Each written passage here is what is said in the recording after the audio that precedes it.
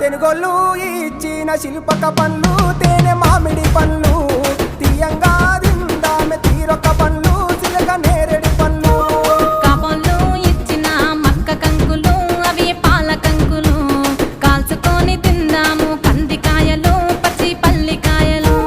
గుజారి గుజారి మామిళ్ళ కిందో నల్ల మామిళ్ళ కింద కుసుమరోళ్ళేసిన కుందన బొమ్మ అది కుందన బొమ్మ